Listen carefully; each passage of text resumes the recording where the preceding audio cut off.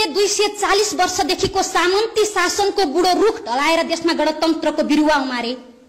जुन नेतृत्वको कारण सधैँ दासको रूपमा कुण्ठित जीवन बिताउन विवश हामी नेपाली जनताहरू आज राष्ट्र प्रमुखको हैसियत राख्न सक्ने सम्मका भएका छौं।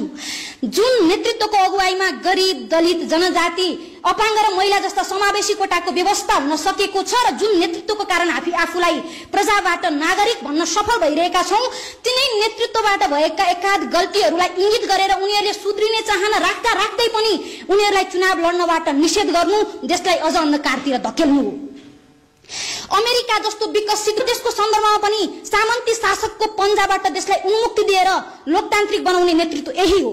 आज हामी सबैका कमजोरीका कारण देश संक्रमणग्रस्त बनेको छ, तर यसलाई निश्चित निकास दिनका निमित्त यही अपराधी ठरेका व्यक्तिहरूलाई चुनाव लड्न सुध्रिने अवसर दियो भने चुनाव लड्नबाट वञ्चित गर्नु हुँदैन।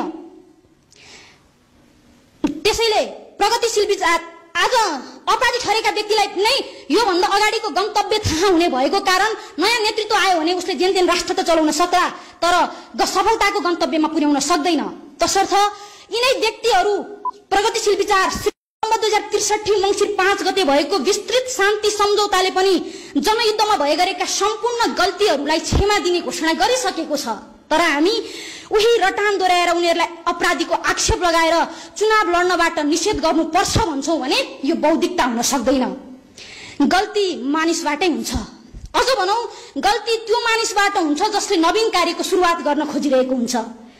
वर्षौं वर्षदेखि तानाशाहहरूको हालिमुहाली रहेको मुलुकमा एकाएक जनताको शासन ल्याउनु चामचुने कुरो थिएन। यसरी आमूल परिवर्तन ल्याउने क्रममा त्यस्ता नेतृत्वहरूबाट सामान्य गल्ती हुनु अस्वाभाविक पनि होइन।